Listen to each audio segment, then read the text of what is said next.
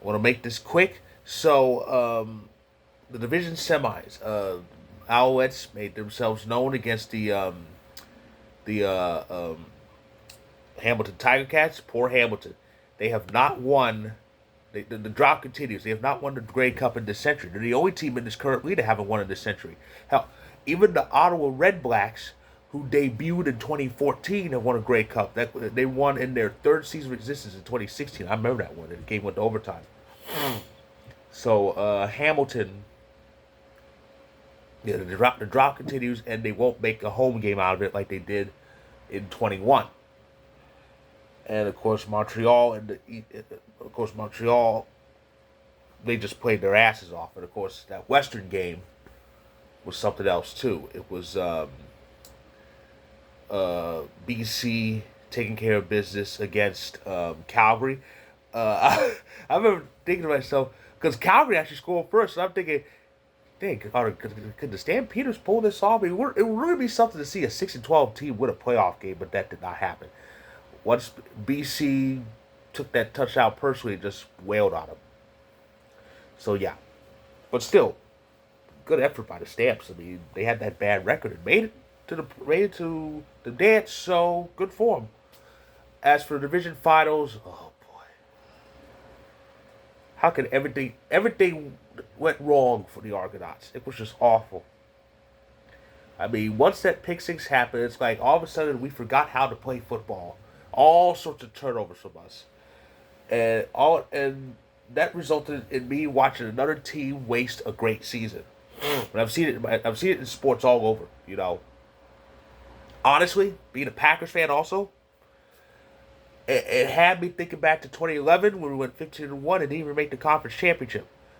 But yeah, so 16-2 for the Argos, but no repeat, not even a return appearance in the Grey Cup. Montreal kept hitting us in the mouth repeatedly. And as a result, they're in the Grey Cup for the first time since 2010. And then you have the Western game, which is much closer, but no upset was going to happen there. BC tried, but Winnipeg reminded BC why. Well, they're Winnipeg. So the Bombers are making their fourth straight appearance in the Grey Cup. They have a chance to become a dynasty because in sports, the golden rule, or the supposed golden rule when it comes to dynasties, dynasty's supposed to be the dynasty's supposed to be 3 championships in 5 years, and this will definitely do it if they win. If they win this year's Grey Cup. But yeah, they're the first team to make four straight since Edmonton did it almost 4 decades ago. They made six in a row. And the crazy thing is, they lost the first one, but won the next five. So, yeah, Winnipeg has a chance to become a dynasty, winning 3 out of 4 years. And the one year they didn't win, they were actually there, which was last year. But yeah, and Montreal looks to hoist the Grey Cup for the first time since 2010. So it's going to be interesting. A fun fact I read: this is the first ever Grey Cup meeting between a Winnipeg team and a Montreal team. I think this is because they spent most of the time in the same division, because Winnipeg was once the East Division. Because Winnipeg's kind of like Chicago. Winnipeg's kind of like a Canadian equivalent of what Chicago is in sports. Depending on the location of all the league's teams, Chicago could be either in the West or in the East. For example,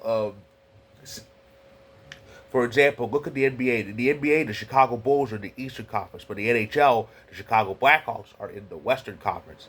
And of course, baseball and football have central divisions in conferences, so that solves that there.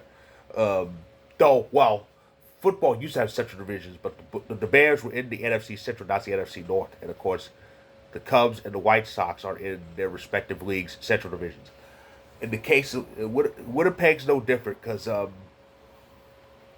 Winnipeg's no different because when there were 8 teams, when there was no team in Ottawa, the Blue Bombers were in the East Division because they were the easternmost of the Western teams. Because you have BC, you have Alberta, you have Saskatchewan, and then you have Manitoba, which is kind of right in the middle.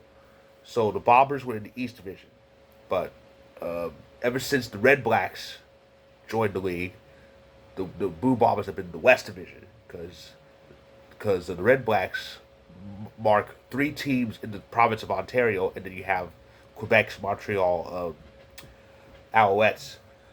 So yeah, like I said, Winnipeg and Montreal were in the same division quite a bit because they're pretty much right in the middle of of Canada.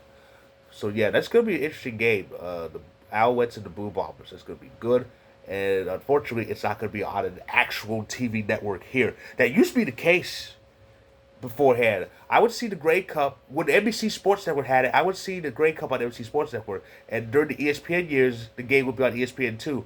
But CBS Sports Network's current deal, which is in its first year and runs through 2026, for some reason, none of the playoff games are on that network. We are relegated to watching those playoff games on CFL Plus, which is like a streaming service on the CFL website for those of us in the U.S. and other countries outside of Canada. Hopefully that gets rectified next year. They need to fix that because the Grey Cup is the Canadian Super Bowl. It should be on available television here in the States at least. So, but yeah, I'll definitely check it out. I'll definitely watch it while watching the NFL games. I'll definitely watch it on the stream site. But anyway, that's my recap of the semifinals and finals because I was really lazy with a lot of stuff and I had a lot of other things to do. But yeah, I decided to combine the two rounds into this video. So, yeah, it was amazing playoffs. Crazy stuff happened, but we have what should be an amazing Grey Cup. So that's my recap. If you like this video, click the like button, click subscribe if you want more.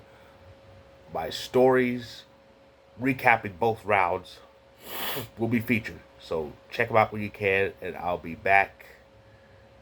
If not later after the game, probably as early as Monday to recap the Grey Cup and to congratulate to congratulate the winner. Whether it's Winnipeg getting the cup back or Montreal getting their first one in over a decade. So stay tuned.